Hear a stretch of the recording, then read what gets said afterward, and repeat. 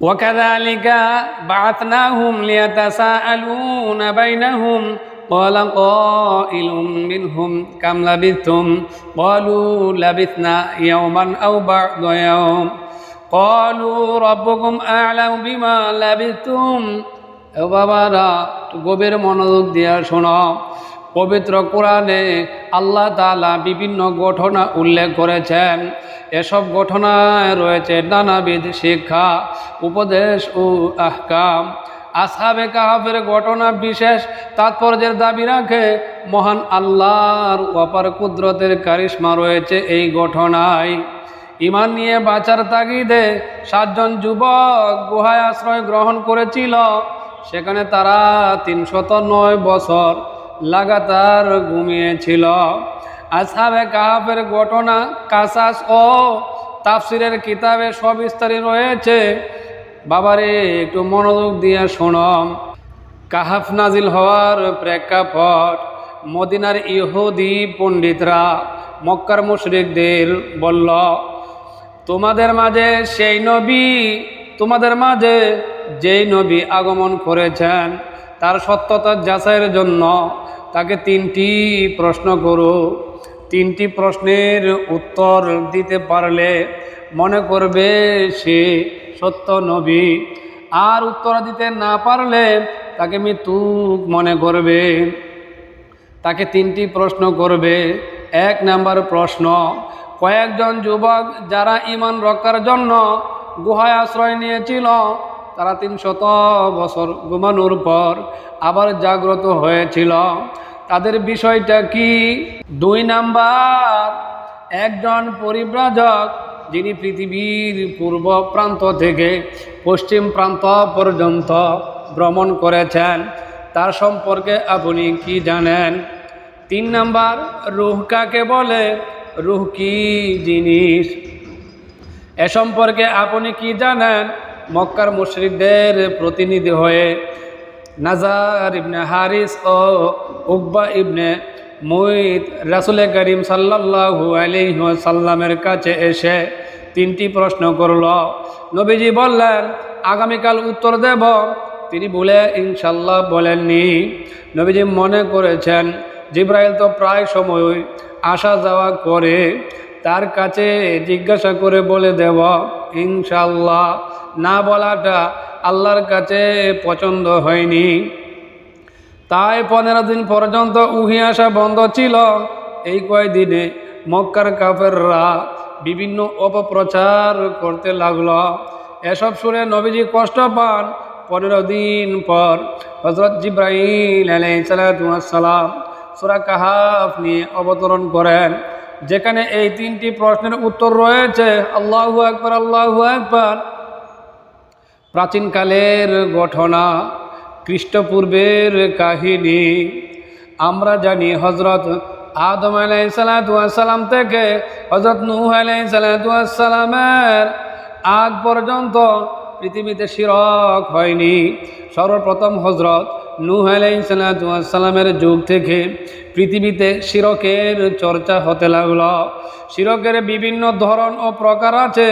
কেউ মূর্তি পূজা করে, কেউ বা অন্য কিছুর উপাসনা করে থাকে।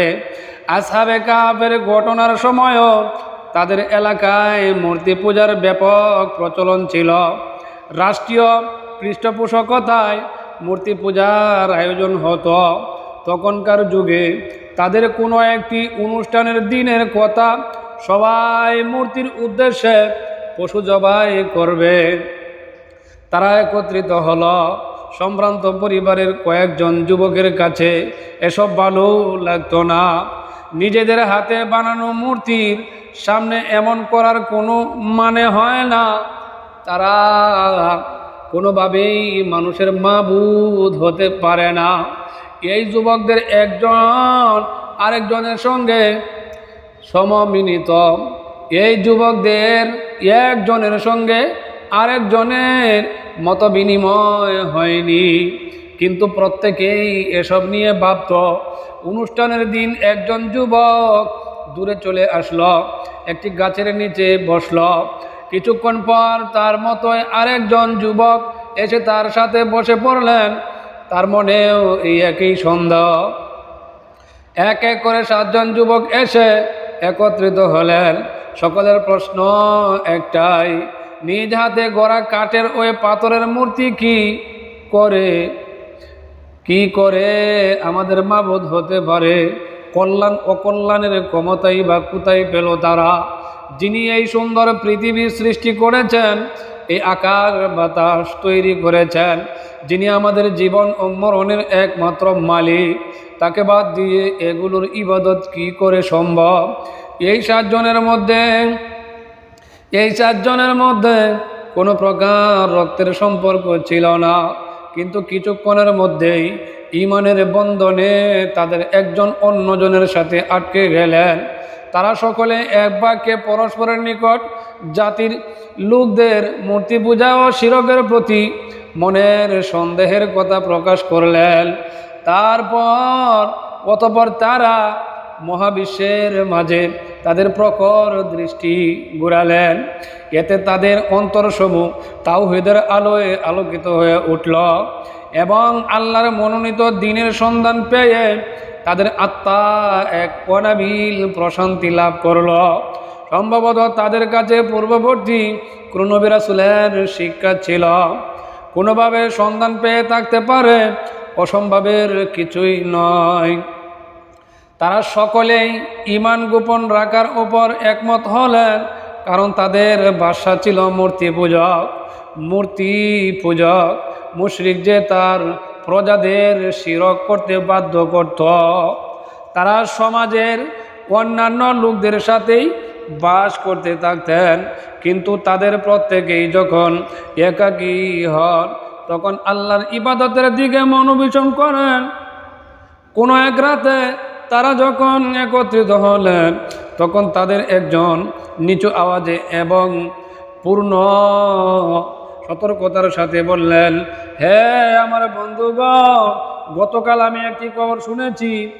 এটি যদি সত্য হয়, আমার ধারণাও তাই, তাহলে অচিরেই আমাদের দিন হতে আমাদের ফিরিয়ে রাখা হতে পারে, অথবা আমাদের জীবন নাশ করা হতে পারে।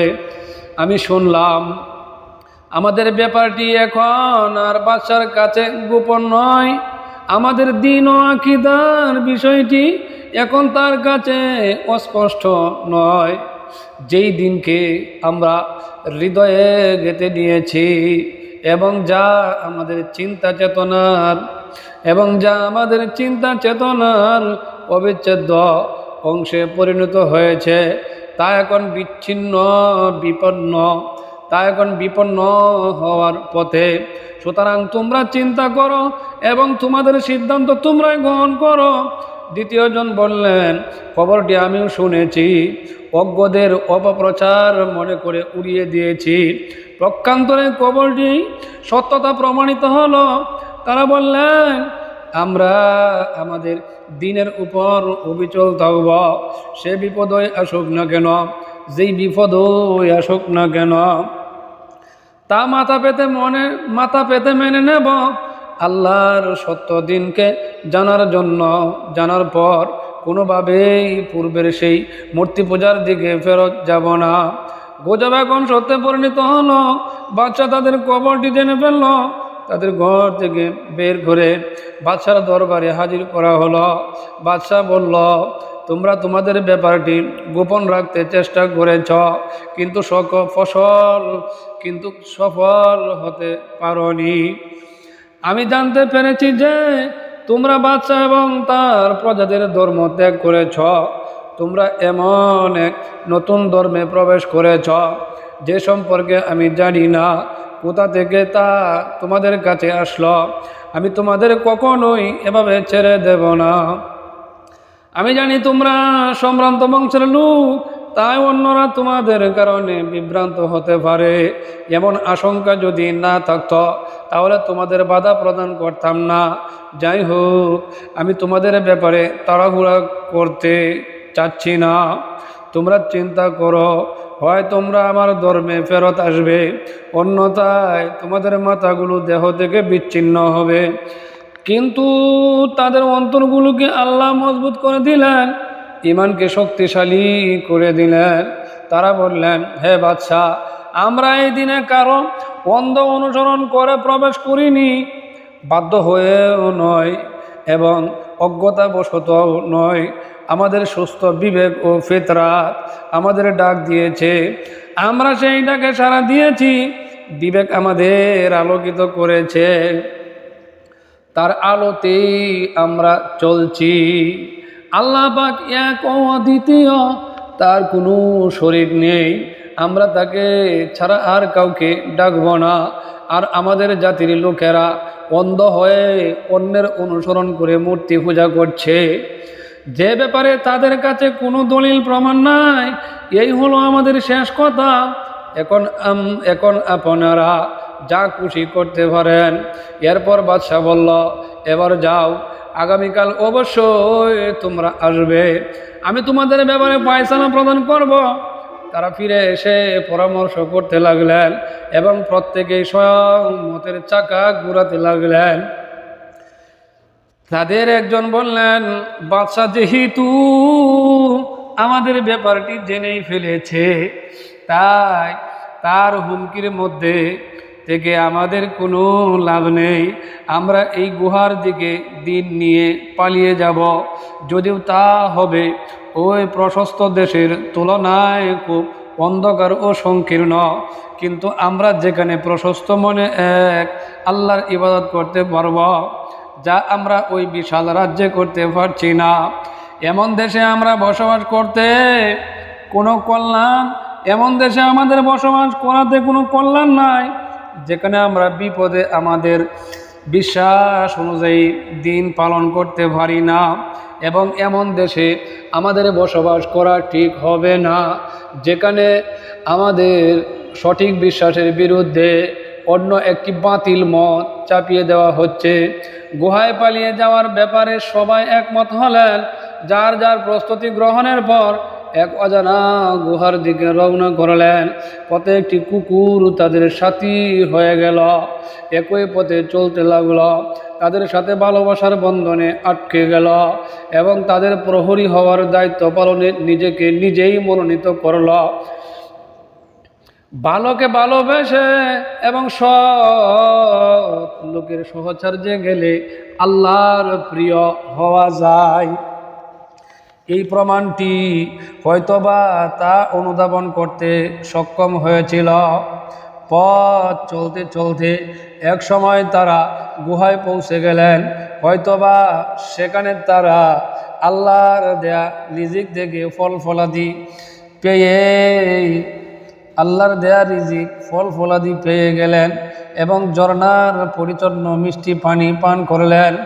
দীর্ঘ পথ চলার পর সফরের ক্লান্তি দূর করার জন্য পরিশ্রান্ত শরীর নিয়ে সেখানে তারা সামান্য বিশ্রামের নিয়তে গুহার মধ্যকার জমিনে মাথা রেখে শুয়ে পড়লেন। শুয়ে পড়ার সাথে সাথে হালকা ঘুম অনুভব করলেন এবং সেই হালকা ঘুমের পথ ধরে গভীর নিদ্রায় চলে গেলেন। পরের দিন নির্দিষ্ট সময়ে বাদশাহ দরবারে হাজির না হওয়াতে তার লোকেরা তাদের অনুসন্ধানে বের হলো। এমনকি তারা সেই গুহার দরজা পর্যন্ত পৌঁছে গেল। কিন্তু হিজরতের পথে মক্কার মুশরিকরা রাসূলুল্লাহ সাল্লাল্লাহু আলাইহি ওয়াসাল্লাম ও হযরত আবু বকর রাদিয়াল্লাহু তাআলা আনহু এর সন্ধানে বের হয়ে গারে সাওর পর্যন্ত পৌঁছে গিয়েও যেভাবে অন্ধ হয়ে গিয়েছিল, আল্লাহ তাআলা সেভাবেই তাদের অন্ধ করে দিলেন। এখানে ঘটে গেল আল্লাহ তাআলার এক বিস্ময়কর ঘটনা। দিনের পর রাত আসে, রাতের পর দিন পার হয়ে গেল, বছরের পর বছর। যুবকগণ শুয়ে আছেন, গভীর নিদ্রা তাদের আচ্ছন্ন করে আছে। বাইরের কর্ম ব্যস্ত জীবনের সাথে তাদের কোনো সম্পর্ক নেই। আকাশে বিজলির গর্জন বাতাসের প্রচণ্ডতা এবং পৃথিবীর কোনো ঘটনায় তাদের ঘুমের ব্যাঘাত ঘটাতে পারেনি। সূর্য উদিত হওয়ার সময় ডান পাশে হেলে গিয়ে গুহার ছিদ্র দিয়ে সামান্য আলো প্রবেশ করে এবং আল্লাহর হুকুমে তাদের সামান্য আলো ও তাপ প্রদান করে, কিন্তু সূর্যের প্রখর উত্তাপ তাপে প্রবেশ করে না।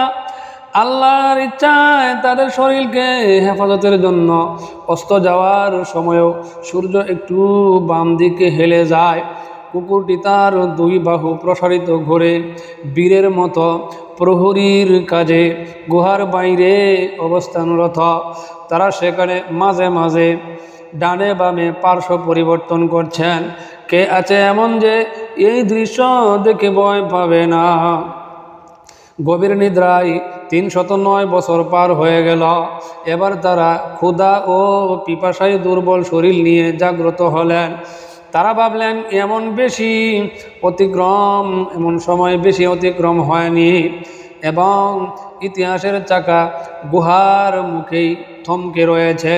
জাগ্রত হওয়ার পর তারা কথা বলতে লাগলো, وكذلك بعثناهم ليتساءلون بينهم قال قائل منهم كم لبثتم قالوا لبثنا يوما أو بعض يوم قالوا ربكم أعلم بما لبثتم। আমি এমনিভাবে তাদেরকে জাগ্রত করলাম যাতে তারা পরস্পর জিজ্ঞাসাবাদ করে। তাদের একজন বলল, তোমরা কতকাল অবস্থান করেছ? তাদের কেউ বলল, একদিন অথবা একদিনের কিছু অংশ অবস্থান করছি। কেউ কেউ বলল, তোমাদের পালনকর্তাই ভালো জানেন তোমরা কতকাল অবস্থান করেছ। আরেকজন বলল, এখন এসব বিতর্কের সময় না, পেটে মারাত্মক ক্ষুধা পেয়েছে। আমাদের একজনের উচিত এখনই শহরে গিয়ে কিছু খাদ্য ক্রয় করে নিয়ে আসো। তবে তাকে অবশ্যই সতর্কতা ও সাবধানতা অবলম্বন করতে হবে, কারণ লোকেরা যদি আমাদের অবস্থান সম্পর্কে জেনে ফেলে তবে তারা আমাদের হত্যা করতে পারে কিংবা আমাদের ফিতনায় ফেলে দিন পালন থেকে বিরত রাখতে পারে।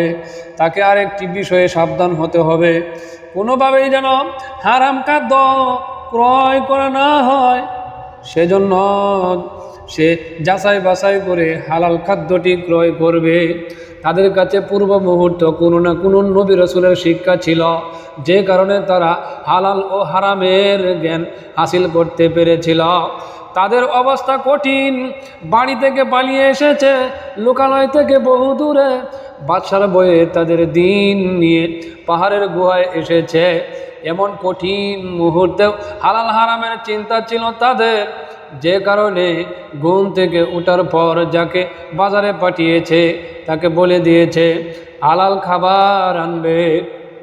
পবিত্র কুরআনের বর্ণনা ভঙ্গি দেখুন, ফাবাযু আহাদাকুম বিওয়ারিকিকুম হাযিহি ইলাল মাদিনাতি ফালইয়ানজুর আইয়ুহা আযকা তুআমান ফালইয়াতিকুম বিরিজকিম মিনহু ওয়ালিয়াতালাত্তাফ ওয়ালা ইউশিরান্না বিকুম আহাদা। এখন তোমাদের একজনকে তোমাদের এই মুদ্রাসহ শহরে প্রেরণ করো, সে যেন দেখে কোন খাদ্য পবিত্র, অতঃপর তা দেখে যেন কিছু খাদ্য নিয়ে আসে তোমাদের জন্য। সে যেন নম্রতা সহকারে যায় ও কিছুতে যেন তোমাদের খবর কাউকে না জানায়। তাদের একজন সাবধানতা ও পূর্ণ সতর্কতার সাথে ভীতু সন্ত্রস্ত অবস্থায় শহরে প্রবেশ করলেন রে বাবা। তিনি দেখলেন কোনো কিছুই আর আগের মতো নেই। ঘর বাড়িগুলো পরিবর্তন হয়ে গেছে। পুরাতন পরিত্যক্ত ঘরের স্থলে বিশাল প্রাসাদ শোভা পাচ্ছে। আগের রাজপ্রাসাদগুলো পরিত্যক্ত অবস্থায় পড়ে আছে। তিনি এখন যে সমস্ত চেহারা দেখছেন সেগুলো পরিচিত লোকের চেহারা নয়। নদীর স্রোত আগের মতোই চলছে বয়ে, পরিবর্তিত রূপ ধারণ করে ঘর বাড়ি ও বনবনানি ঠিক হয়ে আছে, শুধু নেই আগের মানুষগুলো। তবু সে ঠিক মতো টার করতে পারলো না। এক দোকানে গেল খাবার কেনার জন্য। খাবার কিনে দোকানিকে মুদ্রা দেওয়ার পর দোকানি মুদ্রা হাতে নিয়ে অতভাগ হয়ে গেল। 300 বছর আগের মুদ্রা তার কাছে কেমনে আসলো, সে তাকে জিজ্ঞাসাবাদ করার মুহূর্তে মানুষের জটলা জমে গেল। বাজারে তো মানুষের অভাব থাকে না। কৌতূহলী জনগণ তাকে আটকে ধরল। তার পোশাকও পরিচিত মনে হচ্ছে না। দোকানি মনে করেছে এই ব্যক্তি হয়তো কোনো গুপ্তধন পেয়েছেন। সম্ভবত এই দিরহামগুলো এছাড়াও তার কাছে বিলুপ পরিমাণ দিরহাম রয়েছে। দোকানের মালিক বাজারের লোকদেরকে ডেকে একত্রিত করল। এবার গুহাবাসী লোকটি বললেন, হে লোক সকল, দেখুন, আপনারা যা ভাবছেন বিষয়টি আসলে তেমন নয়। এই মুদ্রাগুলো লুকায়িত অসংখ্য সম্পদের কোনো অংশ নয়। গতকাল মানুষের সাথে কোনো এক লেনদেনের সময় তা আমার হস্তগত হয়েছে, আর এই তো আজ আমি তা দিয়ে কিছু খাদ্য ক্রয় করতে চাচ্ছি। আপনারা তাতে এত আশ্চর্য বোধ করছেন কেন? এর কোনো কারণ তো আমি খুঁজে পাচ্ছি না। আর কেনই বা সন্দেহের উপর নির্ভর করে আমার বিরুদ্ধে গুপ্তধন পাওয়ার এবং তা লুকিয়ে রাখার অপবাদ দিচ্ছেন? এই কথা বলে তাদের ব্যাপারটি মানুষের কাছে প্রকাশিত হয়ে যাওয়ার ভয়ে তিনি স্থান ত্যাগ করতে চাইলেন, কিন্তু লোকেরা কিছুতেই তাকে ছেড়ে দিতে রাজি হলো না। ভিড় ভেঙে দিয়ে কিছু লোক একাকী তার সাথে নম্র ভাষায় কথা বলতে লাগলো। কথা বলবেন না ভাই, শেষ করে দিচ্ছি। কথাবার্তার এক পর্যায়ে তারা যখন জানতে পারল যে তিনি হচ্ছেন 309 বছর পূর্বে জালিম ও কাফের বাদশার পাকড়াও থেকে পলায়নকারী সম্ভ্রান্ত বংশের 7 জন যুবকের একজন, তখন তারা আরও আশ্চর্যান্বিত হলো। তারা আরও জানতে পারল যে তারা হলেন ওই সমস্ত যুবক যাদের অনুসন্ধানে বাদশা সকল প্রচেষ্টায় করেছিল, কিন্তু তাদের কোনো সন্ধান পাওয়া যায়নি। যুবকটি এবার আরও বিস্ময়কর ঘটনা ঘটাইলেন, কারণ এই লোকেরা তাদের ব্যাপারটি জেনে ফেলেছে। তাই তিনি নিজের ও তার সাথীদের জীবন নাশের ভয়ে পালাতে উদ্যত হলেন। লোকদের মধ্যে একজন বলল, হে ভাই, তুমি ভয় করো না। তুমি যেই জালিম বাদশার ভয় করছ, সে তো প্রায় 300 বছর আগেই ধ্বংস হয়েছে। এখন যিনি এই রাজ্যের বাদশা, তিনি আপনি ও আমার সত্যিকারের মতোই একজন মুমিন বান্দা। এবার বলুন আপনার অন্যান্য সাথীগণ কোথায়? যুবকটি এবার আসল ঘটনা জানতে পারলেন। ইতিহাসের সেই দীর্ঘ দূরত্ব তিনি উপলব্ধি করতে পারলেন, যা তাকে মানব সমাজ থেকে আলাদা করে রেখেছে। এরপর তিনি লোকদের উদ্দেশ্যে বললেন, আমাকে গুহার অভ্যন্তরে বন্ধুদের কাছে যেতে দাও। আমি তাদের আমার ও আপনাদের অবস্থা সম্পর্কে সংবাদ দেব। তারা দীর্ঘক্ষণ যাবৎ আমার অপেক্ষায় আছেন। আমার আশঙ্কা হচ্ছে তারা আমার ব্যাপারে চিন্তিত আছেন। তখনকার বাদশাও তাদের খবরটি জেনে ফেললেন। তিনি গুহাবাসীদের সাথে সাক্ষাৎ করার জন্য ব্যাকুল হয়ে উঠলেন এবং দ্রুত গুহার দিকে চলে আসলেন। তিনি তাদের উজ্জ্বল চেহারায় জীবিত অবস্থায় দেখতে পেলেন। তাদের সাথে মুসাফাহা ও আলিঙ্গন করলেন। তিনি তাদের রাজপ্রাসাদে আহ্বান জানালেন এবং তথায় স্থায়ীভাবে বসবাসের আমন্ত্রণ জানালেন। তারা সাফ জানিয়ে দিলেন, নতুনভাবে জীবনযাপনে আমাদের কোনো আগ্রহ নেই। আমাদের ঘরবাড়িগুলো বিলীন হয়ে গেছে। পিতামাতা ও সন্তান সন্ততি কেউ নাই। আল্লাহ, এবার বলুন আমার মাওলা কি না পারে? আল্লাহ, তুমি আমাদেরকে দিনের পথে কবুল করিয়া লও।